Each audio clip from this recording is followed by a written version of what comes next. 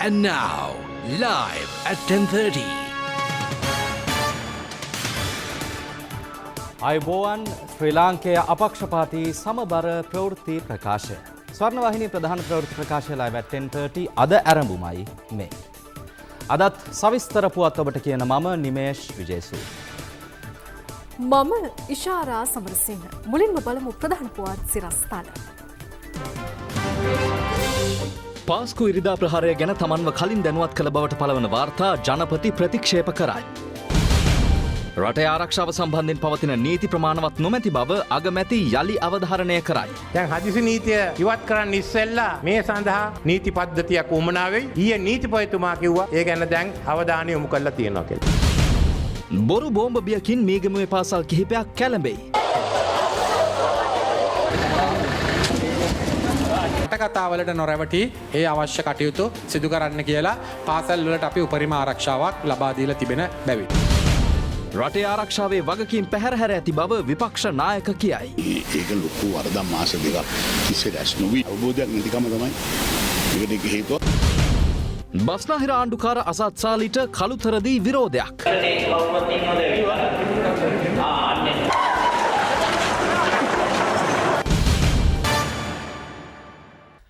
පසුගිය කාලසීමාවන් වලදී ඇතැම් විට සතියකට වරක් පවා රටේ ආරක්ෂාව පිළිබඳව සාකච්ඡා කිරීමට කටයුතු කළ බව ජනාධිපති මෛත්‍රීපාල සිරිසේන මහතා පවසනවා. ඒ පාස්කු ඉරිදා ත්‍රස්ත ප්‍රහාරය පිළිබඳව පරීක්ෂා කිරීමට පත් කළ කාරක සභාව හමුවේ බුද්ධි ප්‍රධානීන් ලබා දුන් සාක්ෂි ප්‍රතික්ෂේප කරමින්. ජාතික ආරක්ෂක මණ්ඩලය පසුගිය පෙබරවාරි මාසයෙන් පසුව පාස්කු ඉරිදා ප්‍රහාරය එල්ලවන තුරු රැස්ව නොතිබූ බව ජාතික බුද්ධ්‍යංශ ප්‍රධානී සහ හිටපු රහස් පොලිස් ප්‍රධානී සිසිර මෙන්ඩිස් මහතා ඊයේ හෙළි කළා. ඒ අප්‍රේල් 21 වෙනිදා සිදු ත්‍රස්ත ප්‍රහාර මාලාව සහ ඒවාට බලපෑ කරුණු සොයා බැලීමට පත් කෙරුණු පාර්ලිමේන්තු විශේෂ කාරක සභාව ඉදිරියේ සාක්ෂි ලබා දෙමින්. 10 වෙනිදා ආරක්ෂක කවුන්සිලේ තිබුණේ නැද්ද? තිබුණේ නැහැ. ඊට පස්සේ කවද්ද ආරක්ෂක කවුන්සිලේ තිබුණේ නැහැ. ඊට තිබුණේ නැහැ. තිබුණේ නැහැ. ත්‍රස්තවාදී ගහනකම තිබුණේ නැහැ. තිබුණේ නැහැ. ඕක ආරක්ෂක කවුන්සිලේකදී සාකච්ඡා කරේමනේ. ඒ කියන්නේ මේ තොරතුරුද? ඔව්. නෑ ආරක්ෂක කවුන්සිලේ තිබුණේ නැහැ. කවුද අන්තිමට ආරක්ෂක කවුන්සිලේ තිබුණේ? මේ සිද්ධියට ඉස්සෙල්ලා පෙබරවාරි මාසේ 19. අන්තිමට තිබුණේ. අන්තිමට. ඊට පස්සේ තිබුණේ අප්‍රේල් වෙනකම්. නෑ. හොඳට වැඩේ තිබිලා තියෙන ආරක්ෂාව රටේ. කෙසේ වෙතත් ජනාධිපති මෛත්‍රීපාල සිරිසේන මහතා පවසන්නේ ජාතික ආරක්ෂක කමිටුව පසුගිය කාලය තුල සති දෙකකට වරක් රැස්ව තිබූ අතර ඇතැම් අවස්ථාවලදී තමන් විසින් එය සතියකට වරක් පවා කැඳවීමට කටයුතු කළ බවයි. නමුත් එවන් අවස්ථාවකදී මෙවැනි ත්‍රස්ත සැලැස්මක් පිළිබඳව තොරතුරු ලැබී ඇති බවට කිසිදු නිලධාරියෙකු තමන් දැනුවත් කර නොමැති බවද ජනාධිපති මාධ්‍යාංශය නිවේදනයක් මගින් පෙන්වා දී තිබෙනවා.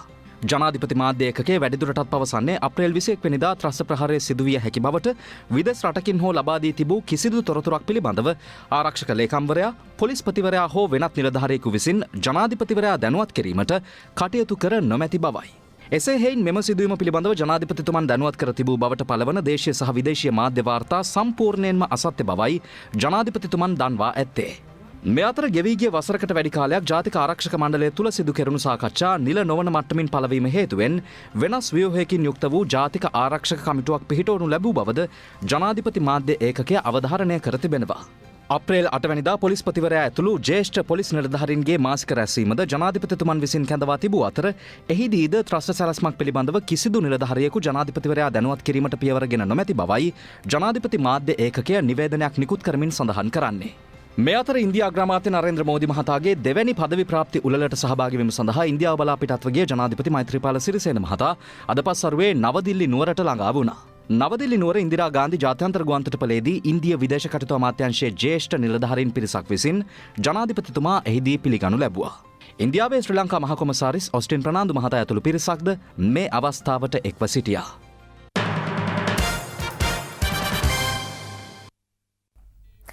රටේ ආරක්ෂාව වෙනුවෙන් පවතින නීති ප්‍රමාණවත් නොවන බව අග්‍රාමාත්‍යවරයා අද යලි අවධාරණය කළා. ඒ අම්පාරේ පැවති උත්සවයකට එක්වමින්. නව පවුල් ලක්ෂ 6කට සමෘද්ධි සහනාධාරය ලබා දෙන අලුතින් හිතමු අලුතින් ගොඩනැගමු වැඩසටහනේ සමාරම්භය අද අම්පාරේදී පැවැත්වුණා. ඒ අග්‍රාමාත්‍ය රනිල් වික්‍රමසිංහ මහතාගේ ප්‍රධානත්වයෙන්. සමෘද්ධි ව්‍යාපාරයෙන් සහන ලැබුවේ සුදුසු නැති අය ජනගහනයේ අනික් කොටස් අපි වාගේ සමහරට අවුරුදු 20ක් 15ක් මේක ලැබුණේ නැහැ. දුප්පත්කම නැති කරන ගමන් මේ රටේ ආර්ථික සංවර්ධනය ඇති කරන ගමන් විශේෂයෙන්ම අඩු ආදායම් ලාභීන්ට ආධාර උපකාර කරන එක ආණ්ඩුවේ යුතුයකම.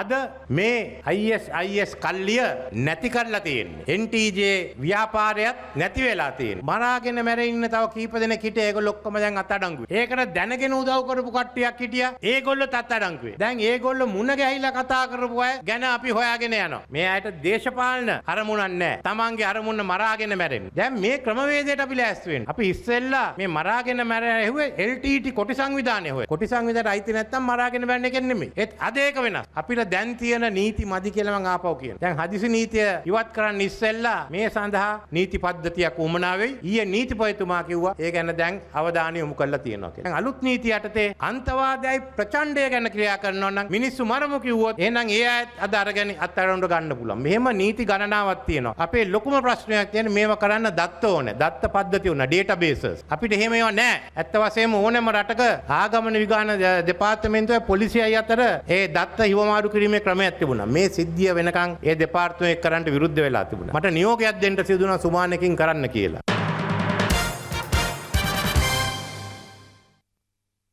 පාස්කු ඉරිදා එල්ල වූ ත්‍රස්ත ප්‍රහාරයට පෙර සිට ආරක්ෂක මණ්ඩලයේ මාස 2කින් රැස් නොවීම බරපතල කරුණක් බව විපක්ෂ නායක මහින්ද රාජපක්ෂ මහතා පවසනවා. අද තංගල්ල කාල්ටන් නිවසේ පැවති උත්සවයකින් අනතුරුව විපක්ෂ නායකවරයා මේ අදහස් පළ කළා. තංගල්ල කාල්ටන් නිවසේදී අද පෙරවරුවේ ගාල්ල මහනගර සභාවේ නව නාගරික මන්ත්‍රීවරයෙකු දියුරුම් දුන්නා. ඒ හිටපු ජනපති විපක්ෂ නායක මහින්ද රාජපක්ෂ මහතා ඉදිරියේ. උත්සවෙන් අනතුරුව මාධ්‍යවේදීන් නැගූ ප්‍රශ්නවලට විපක්ෂ නායකවරයා මෙලෙස ප්‍රතිචාර දැක්වුවා.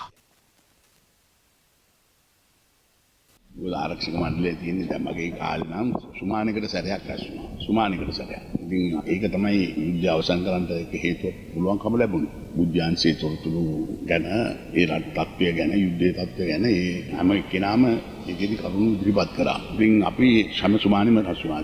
යුද්ධය අවසන් වුණායින් පස්සෙත් රැස් වුණා. ඉතින් මම හිතනවා මේ ඒක ලොකු වරදක් මාස දෙකක් තිස්සේ රැස් නොවීම. ඉතින් ඒකෙන් පැහැදිලිව කරනවා නිලධාරීන් තමන්ගේ යුතුකම් ඉටු කරෙත් නෑ.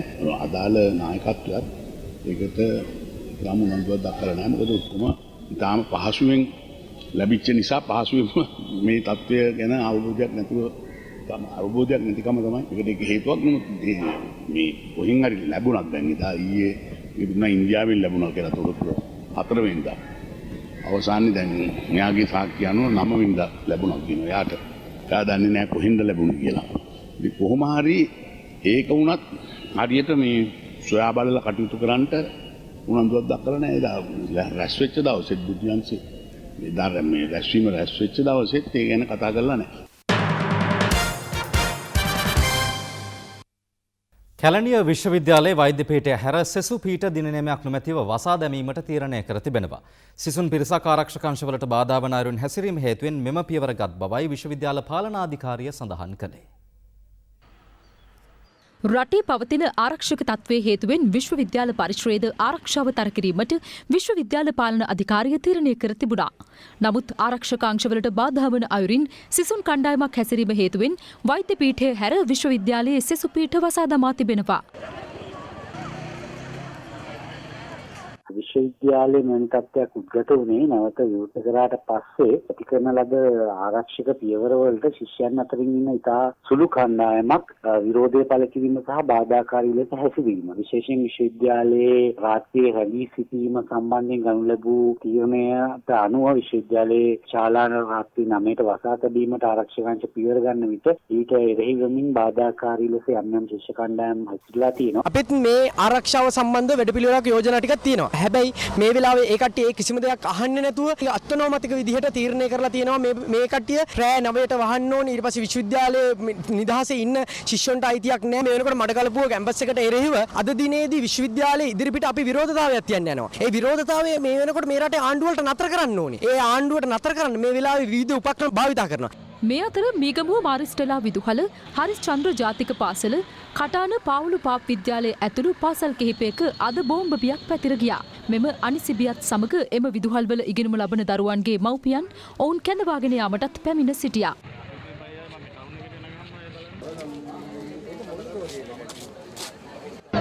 අපිට හරියට සිද්ධියක් ලැබුණේ නැහැ මේකට. ඉස්කෝලේ ගුණාම ආරක්ෂාව තියෙන්න ඕන. මොකක් අහුවෙලා කියලාද කියන්නේ? බෝම්බයක් අහුවෙලා කියලා තමයි. ඔව් ඊට පස්සේ මේකම බෝම්බයක් තියනවා කියලා ආරංචි වුණා. ඒ හින්දා තමයි. දැන් කීයටද මේ ඉස්කෝලේ හරි?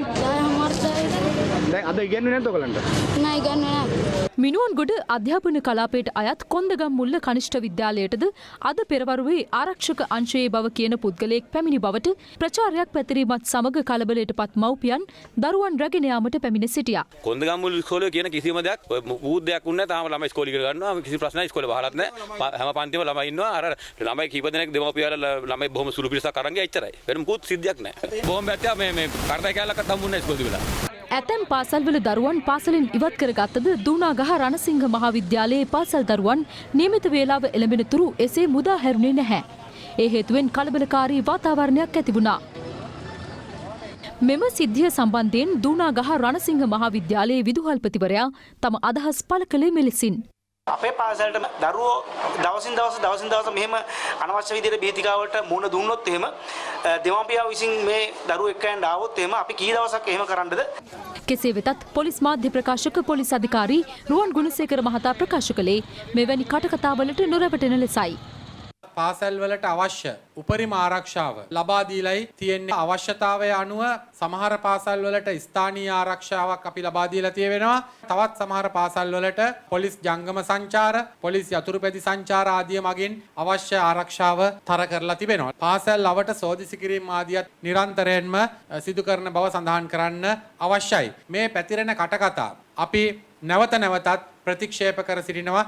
පොලිස් විශේෂ කාර්යාංශය මගින් කොළඹ පාසල් දෙකක් සම්බන්ධයෙන් එක්තරා තොරතුරු කිහිපයක් ලබා දීලා තිබුණා. මේ තිබුණු තත්ත්වයන් පිළිබඳ දැනුම් දීම තමයි මේ ආරක්ෂක තත්ත්වය පිළිබඳව කටකතාවක් දක්වා මේ පැතිරලා තිබෙන්නේ කියන එක ඉතා පැහැදිලිව අපිට නිරීක්ෂණය වෙලා තිබෙනවා. අපි නැවතත් ඉල්ලා සිටිනවා කටකතාවලට නොරැවටි ඒ අවශ්‍ය කටයුතු සිදු කරන්න කියලා පාසල් වලට අපි උපරිම ආරක්ෂාවක් ලබා දීලා තිබෙන බැවින්. මේ අප්‍රේල් 21 ප්‍රහාරයේ මරාගෙන මැරුණු බෝම්බකරුවන් පාවිච්චි කරන ලද ඒ දුරකථන අංක වරින් වර එම දුරකථන අංක සමග සම්බන්ධ වී තිබූ දුරකථන අංක ඇතුළුව දුරකථන අංක 1800කට අධික ප්‍රමාණයක් පිළිබඳවත් අපරාධ පරීක්ෂණ දෙපාර්තමේන්තුව විසින් විශ්ලේෂණ ක්‍රියාවලියක නිරතව සිටින බවත් මේ අවස්ථාවේදී සඳහන් කරන්න අවශ්‍යයි. අප්‍රේල් 21 ප්‍රහාරයට අදාළව අත්අඩංගුවට ගන්නා ලද සැකකාරයන් 7ක් ඇතුළු සැකකරුවන් 66ක් අපරාධ පරීක්ෂණ දෙපාර්තමේන්තුව භාරයේත් සැකකාරයන් 2ක් ඇතුළුව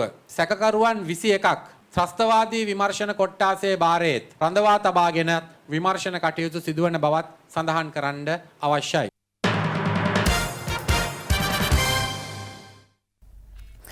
අද පැවති කළුතර දිස්ත්‍රික් සම්බන්ධීකරණ කමිටු රැස්වීම අතරතුර බස්නාහිර පළාත් ආණ්ඩුකාර අසත් සාලි මහතාට විරෝධය පළ කරමින් මන්ත්‍රීවරු පිරිසක් ඉන් ඉවත්ව ගියා.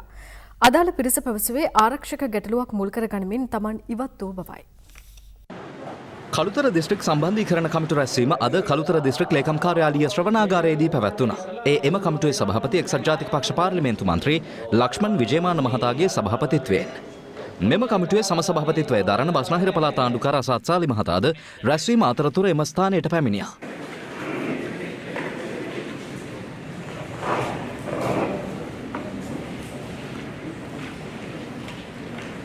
කෙසේ වෙතත් අසත් සාලි මහතාගේ පැමිණීමත් සමග රැස්වීමට සහභාගී වී සිටි කළුතර දිස්ත්‍රික් පොදු ජන පෙරමුණු සභාපතිවරු පිරිස ඔහුට විරෝධය පළ කරමින් සභාවෙන් පිටව ගියා.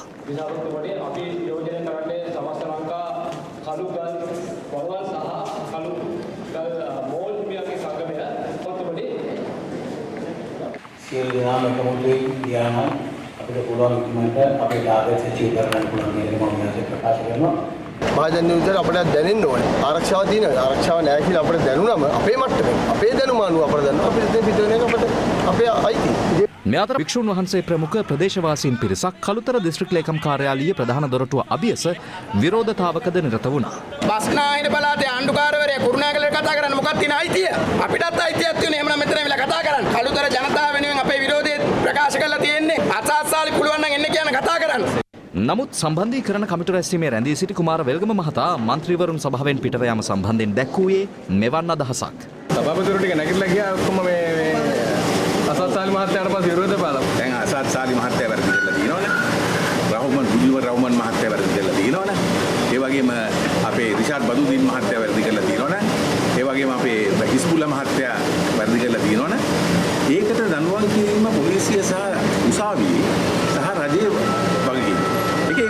මේගොල්ලන් ඔප්පු වෙන තුරු අපිට එක එක්කෙනා කියන දේවල් තමයි අපිට ආණ්ඩුවල සිද්ධ වෙලා තියෙන්නේ. අසත් සාලි මහත්තයා එක නැගිටලා ගියේ ඒක ඒගොල්ලන්ගේ පුද්ගලික මතවාදය. මම ඒ වෙලාවේ නැගිටලා ගියේ නැත්තේ මොකද ඒක අපේ කලුතර දිස්ත්‍රික්කයේ සංවර්ධන සභාවට කරන අගෞරවය. අවසානයේ එල්ලූ දැඩි විරෝධයේ මැද අසත්සාලි මහතාට ශ්‍රවණාගාරයේ පසුපස දොරටුවෙන් පිටව යාමට සිදු වුණා.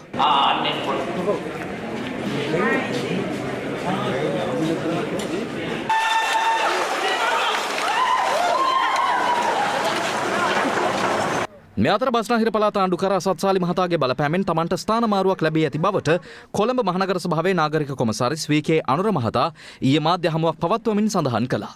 කෙසේ වෙතත් නාගරික කොමසාරිස්වරයා පැවසේ තමන්ට මෙතෙක් ඒ සම්බන්ධයෙන් නිසි දැනුම් දීමක් කළ නොමැති හේයින් තමන් අද දිනේ සුපුරුදු පරිදි සේවයට වාර්තා කළ බවයි.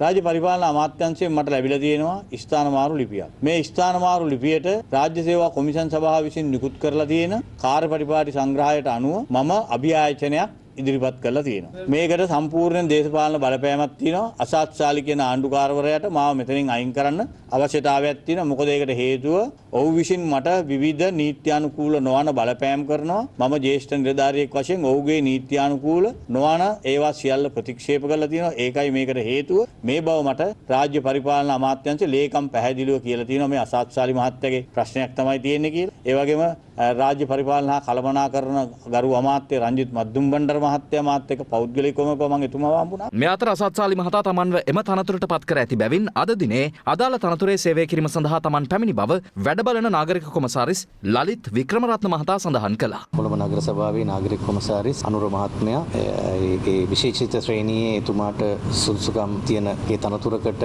මාරු වී යාම නිසා පුරප්පාඩු වූ තනතුරට බස්නාහිර පළාතේ ආණ්ඩුකාරතුමා විසින් මාව වැඩබැලීමට පත් කරලා තියෙනවා. ගාරු ආණ්ඩුකාරතුමා විසින් මා වෙත නිකුත් කරන ලිපියේ සඳහන් වෙලා තියෙනවා 2019/5/28 වෙනි දින සිට මේ නාගරික කොමසාරිස් තනතුරේ වැඩ බලන්න මාව පත් කරා කියලා. ඉතින් ඒ අනුව මම ඒ වැඩ බැලීම සඳහා ඒ තනතුර බාරගෙන ඒ අදාළ ලියකියවිලිත් ගරු ආණ්ඩුකරුතුමාට යවලයි තියෙන්නේ. බොදුබල සේනා සංවිධානයේ මහලේකම් පූජ්‍ය ගලගොඩත්තේ ඥානසාර හිමියන් අද තවත් නඩුවකින් නිදොස් කොට නිදහස් කෙරුණා. ඒ තලාහේන ප්‍රදේශයේදී ඇති වූ සිදුවීමක් සම්බන්ධ නඩුවක් අද කැඳ වූ අවස්ථාවේදී බොදුබල සේනා සංවිධානයේ මහලේකම් පූජ්‍ය ගලගොඩත්තේ ඥානසාර හිමියන් ඇතුළු 13 දෙනෙකුට එරෙහිව පනවා තිබූ තවත් නඩුවක තීන්දුව අද ප්‍රකාශයට පත් කෙරුණා. ඒ බත්තර මුල්ල තලාහේන ප්‍රදේශයේ මුස්ලිම් පල්ලියකට පහර දී එහි සිටි පුද්ගලයන් දෙදෙනෙකුගේ රන්මාල කොල්ලකෑ බවට එල්ල වූ චෝදනාවකට අදාළවයි. එම නඩුව අද යලි කොළඹ මහාධිකරණය හමුවේ කැඳවා තිබූ අතර එහිදී ඥානසාර හිමියන් ඇතුළු 13 දෙනෙකු නිදොස් කොට නිදහස් කරමින් මහාධිකරණය මීට පෙර ලබා දුන් තීන්දුව අද යලි තහවුරු කෙරුණා. පූජ්‍ය ගලගොඩත්තේ ඥානසාර හිමියන් ඇතුළු 13 දෙනෙකු අදාළ නඩුවෙන් නිදොස්කට නිදහස් කිරීම අභියෝගයට ලක් කරමින් නීතිපතිවරයා මීට පෙර අභියාචනාධිකරණය හමුවේ අභියාචනයක් ගොනු කර තිබුණා. නමුත් එම අභියාචනය පසුව ඉල්ලාස් කරගෙනු අතර ඒ අනුව අභියාචනයද නිෂ්ප්‍රභ කිරීමටයි කටයුතු කෙරුණේ. මේ කරුණු සැලකිල්ලට ගනිමින් අදාළ නඩුවෙන් ඥානසාර හිමියන් ඇතුළු පුද්ගලයන් 13 දෙනා යලි නිදහස් කිරීමට කොළඹ මහාධිකරණ විනිසුරු ආදිත්‍ය පටබැඳි මහතා නියෝග කළා. නඩු විභාගය අවසානයේ ඉන් පිටතට පැමිණි පූජ්‍ය ගලගොඩත්තේ ඥානසාර හිමියන් පාස්කු ත්‍රස්ත ප්‍රහාරය පිළිබඳ විමර්ශනයට පත් කළ විශේෂ කාරක සභාව පිළිබඳවද මෙලෙස අදහස් පළ කළා. පාස්තු ඉරිදා ප්‍රහාරය ගැන සොයන්න මම හිතන්නේ පාර්ලිමේන්තු විශේෂ තේරීම්කාරක සභාවක් පත් කරලා තියෙනවා. ඒක සාකච්ඡා වෙනවා. චෝදනාවක් තියෙනවා දැන් මේකෙන් බුද්ධියංශ නැවත පාවා දෙනවා කියලා මේ වුන් පිළිදරව් කිව්වා. ඊටාම කෙටියෙන් කියන්න පුළුවන් මංගල රාත්‍රිය නැත්නම් හනිමූන් එක ගෝල් පේස් පිට්ටනියේ ප්‍රසිද්ධිය ගත්තා වගේ. එච්චරයි කියන්න තියෙන්නේ.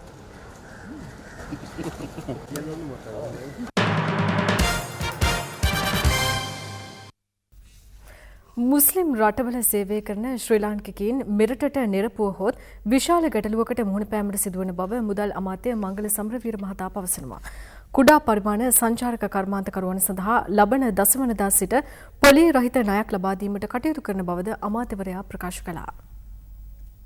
ජුනි මාසේ 10 වෙනිදා සිට සංචාරක පොඩ්ඩෝ කියන ණය යෝජනා ක්‍රමය අපි හඳුන්වා දෙනවා. රුපියල් ලක්ෂ 5ක උපරිමය දක්වා පොලී රහිත ණයක් අපි ලබා දෙනවා. ප්‍රාදේශීය සංවර්ධන බැංකුව හරහා මේ ණය යෝජනා ක්‍රමය ජුනි මාසේ 10 වෙනිදායින් පස්සේ ලබා ගන්නට පුළුවන්. දේශපාලන අවතාරයන්ට ඕන විදිහට අර බංකොලොත් වෙච්ච චීවරධාරීන්ගේ උවමනාව අනුව මේ මහා විනාශ විශ්වාසයක් ඇති කරොත් මේ මුස්ලිම් රටවල් වල ඉන්න අය යලි වතාවක් ලංකාවට නෙරපුවොත් අපේ රටට මොනවද වෙන්නේ කියලා මම අහනවා. දැන් මගේ මාධ්‍ය ලේකම්වරයා මේ අමාත්‍යාංශයේ සැකයක් තිබිලා ඒක බලලා ඒක එසේ නොවන බවට හොඳින්ම ඒ අය තේරුම් අරගෙන ඊයේම නිදහස් කරලා තිබුණා. ඒතර ඉන්නවා මේ මාධ්‍ය අධ්‍යක්ෂකකෝ මම එන්නේ කිව්වා.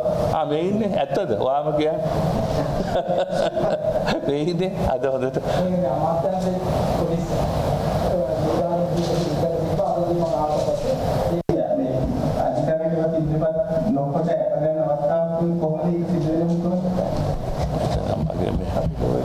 ඒක අපි මෙතනින් අහන්න එපා.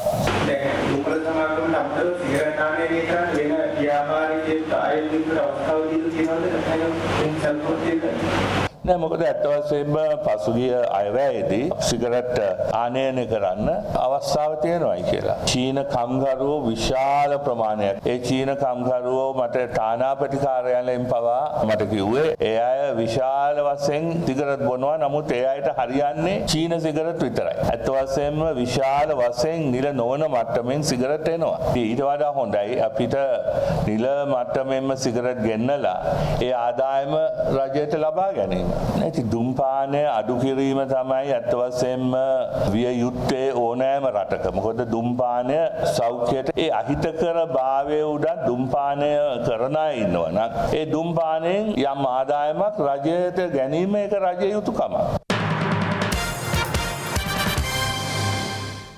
පාස්කු ප්‍රහාරය පිළිබඳව සේමට ඊයේ ප්‍රථම වරට රැස් වූ පාර්ලිමේන්තු තේරීම් කාරක සභාව මාධ්‍යයට විවෘත නොකළ යුතු බව ශ්‍රී ලංකා නිදහස් පක්ෂය පවසනවා. අද පැවති මාධ්‍ය හමුවකදී ඔවුන් පැවසේ බුද්ධි අංශ හෙළිදරව් කරන කරුණුවල රහස්‍ය භාවය ආරක්ෂා කළ යුතු බවයි.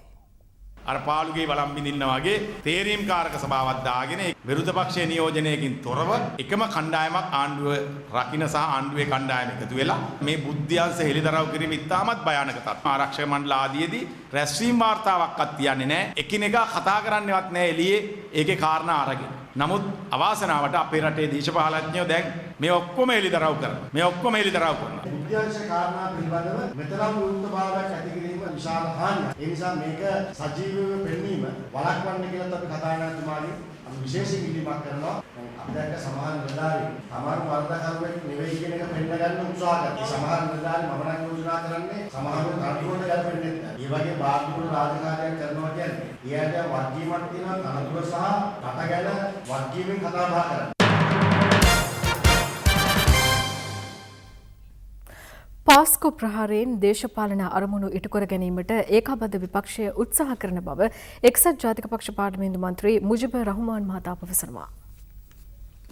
ඒගොල්ලෝ එක පැත්තකින් ආණ්ඩුවට චෝදනා කරනවා, මැති ඇමතිවරුන්ට චෝදනා කරනවා. දැන් තේරීම් කාරක සභාවක් පත් කරලා මේකට ඇත්ත වගකිය යුත්තා කවුද කියන එක හොයන්න මොවුන් අදිමදි වෙනවා. ඒතකොට ආරක්ෂක මණ්ඩලය පෙබරවාරි 19 වෙනිදා රැස් වෙලා මේ බෝම්බේ පිපිරෙනකන් මණ්ඩලය රැස් වෙලා නැහැ. ඇයි ආරක්ෂක මණ්ඩලය මේක ගැන සාකච්ඡා නොකරේ? ආණ්ඩුවට චෝදනා කරලා මේක වෙන පැත්තකට හරවන්න ගිය අර ඒකාබද්ධ විපක්ෂයේ මන්ත්‍රීවරු ටික දැන් අර භූමි තෙල් ගහපු ගැරන්ටි වගේ මේ දඟලන්න පටන් අරන් තියෙනවා. දැන් මේකේ ඇත්ත වගකිය යුත්තා හෙළිදරව් වෙන්න යන්නේ. 2018 ජුලයි මාසේ 2 වෙනිදා මේ සහරාන් පිළිබඳව අත්අඩංගුවට ගන්න ශස්ත්‍ර විමර්ශන අංශයේ හිටපු ඒ DIG මහත්මයා ඒක ක්‍රියාත්මක කරන්න හදනකොට තමයි සැප්තැම්බර් මාසේ ජනාධිපතිතුමාවයි ආරක්ෂක ලේකම්තුමාවයි ඝාතනය කරන්න හදනවයි කියලා ඒ නාලක සිල්වා මහත්මයාව වැඩතහනම් කරලා එතුමාව අත්අඩංගුවට ගන්නවා. දැන් කාගේ කීමරද එතුමාව අත්අඩංගුවට ගත්තේ? තව ඉස්සරහට යනකොට තව කරුණු හෙළිදරව් වෙනවා. ඒ හෙළිදරව් වෙනකොට මේකට වගකීම උත්තට ගේන්න ඕනේ විශ්වාස භංගය. ඒක ගේන්නේ නැතුව මේ රිෂාඩ් ඇමතුමාව අල්ලගෙන විශ්වාස භංගය ගේන්න හදනවා. මේකට ඇත්තට වග කියන්න ඕනේ කවුද? ඇයි මේ වගකීම පැහැර ඇරියේ? එහෙමනම් ඔහුට විරුද්ධව දෝෂාභියෝගයක් ගේන්න ඕනේ. අපිට තියෙන ගැටලුව ජනාධිපතිතුමාත් මේක පිටිපස්සේ ඉන්නවද කියලා. මොකද ජනාධිපතිතුමා නිහඬයි. අපේ ආණ්ඩු පක්ෂ කණ්ඩායම හැටියට ඒ දෝෂාභියෝගයක් ගේනවා නම් මම උඩින්ම අත්සන් කරනවා.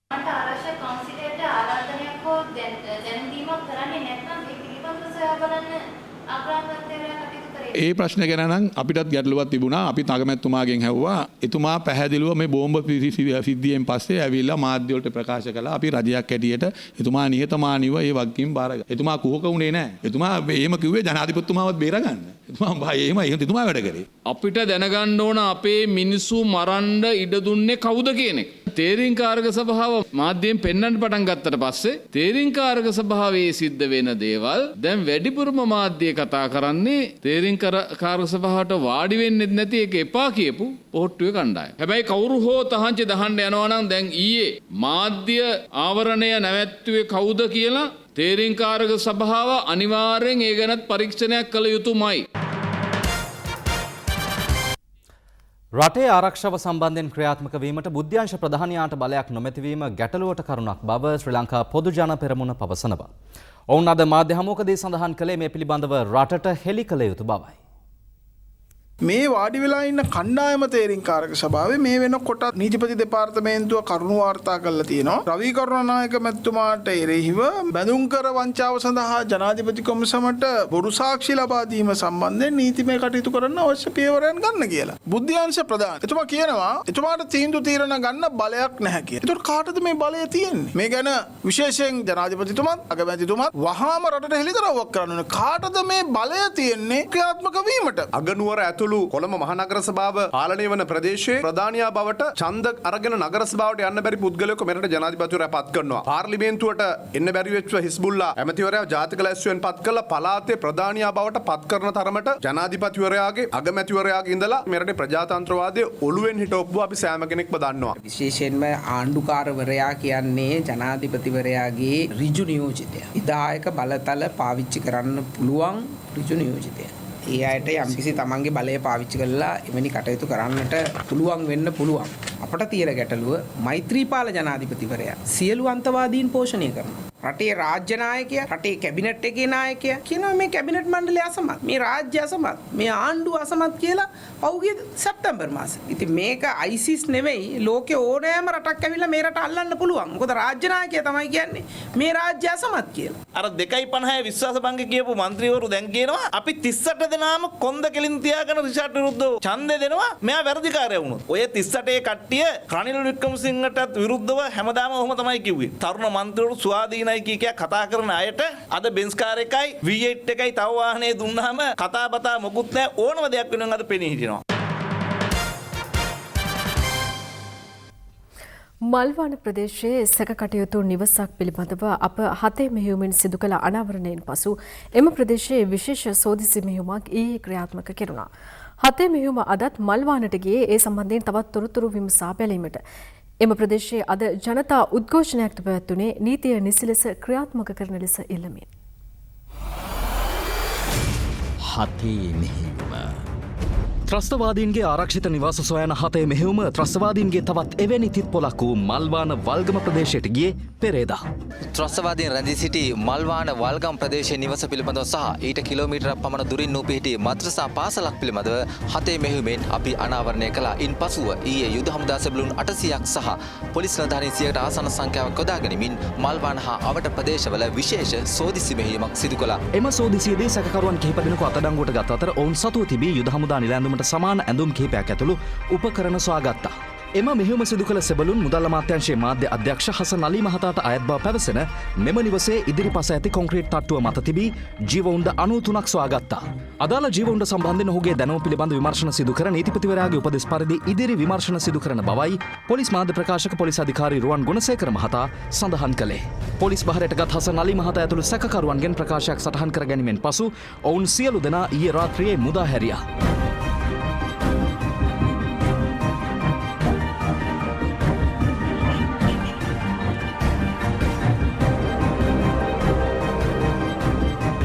මේ අතර 7 මෙහෙයුමෙන් අනාවරණය කළ ත්‍රස්තවාදීන් රැඳී සිටි මල්වාන වල්ගම ප්‍රදේශයේ නිවස ඉදිරිපිටට අද ප්‍රදේශවාසීන් රැසක් එක්ව සිටියා.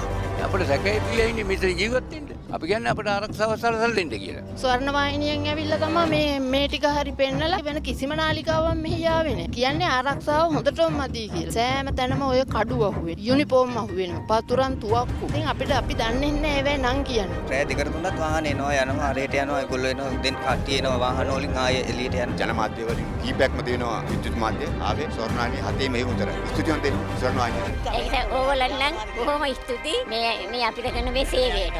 ස්වර්ණවාහිනියෙන් විතරයි ආවේ. වෙන කිසිම channel එකකින් ආවේ නැහැ.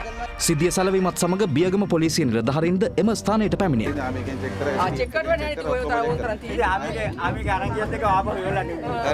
අහුණා කියලා අපි මනුස්සයයි කියන්න දන්නේ නැහනේ. ඒකට විමර්ශන කරන්න ඕන. දැන් අපි අර කරලා පොඩක් ගිහින් බලන්නකෝ. පොඩක් ගෙදරට කියලා බලන්න චෙක් කරලා. ඒකට එන්න එපා. දැන් අපි මේ මාවට බෑ. ඒවට යුද්ධ කරලා තියෙන්න ඕනේ. ඒවා කරන්න ඕනේ. ඒකයි ලොකු. පසුව යුද හමුදාවද පැමිණියා. ත්‍රස්තවාදීන් සංගව සිටි නිවස ඉදිරිපිට සාමකාමීව රැස් සිටි ජනතාව පසුව මල්වාන දෙසට පැමිණ පන්සල හන්දියේ විරෝධතාවක නිරත වුණා. බියගම පොලිසියට අමතරව තවත් පොලිස් ස්ථාන කිහිපයක නිලධාරීන්ද එම ස්ථානයට කැඳවීමටයි සිදු වුණේ.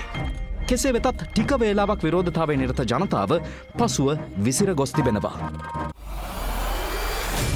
හතේ මෙහෙයුම.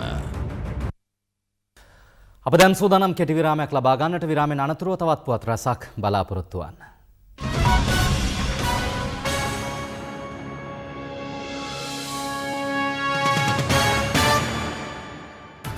තවත් දේශීය පුවත් කිහිපයක් කෙටියෙන් දකිමු දැන්. රටම කෙටියෙන්.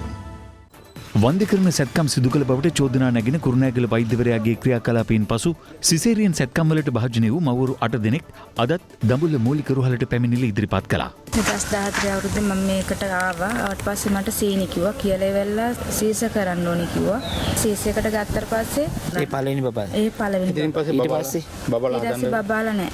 මේ අතර අද සවස් කාලයේ වන විට කුරුණෑගල ශික්ෂණ රුහලට මව්වරු 98 දෙනෙක් පැමිණිලි ඉදිරිපත් කළ අතර මේ වන විට පැමිණිලි ලබා දී ඇති මුළු මව්වරු ගණන 302ක්.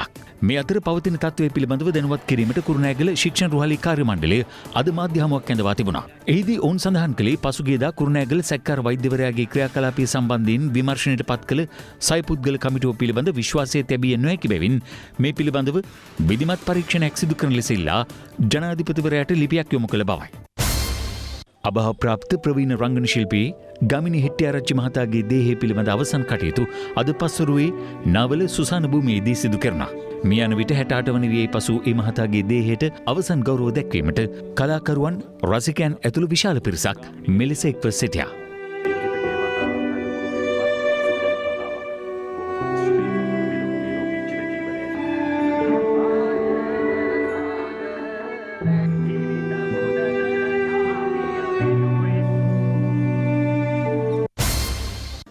නව ගුවන් හමුදාපති එයා මාර්ෂල් සුමංගල ඩයස් මහතා ගුවන් හමුදා මූලස්ථානයේ අද සිය රාජකාරිය ආරම්භ කළා.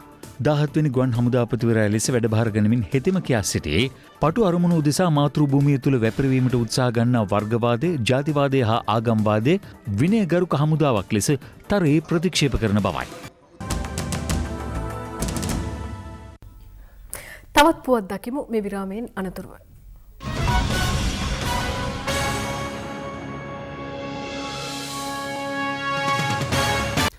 එපොතත් සමගින් අපි අදට ඔබෙන් සමුගෙන යනවා. යළිත් හෙට උදෑසන අද දවසින් මුණ ගැසෙමු. ඔබට සුබ රාත්‍රියක්.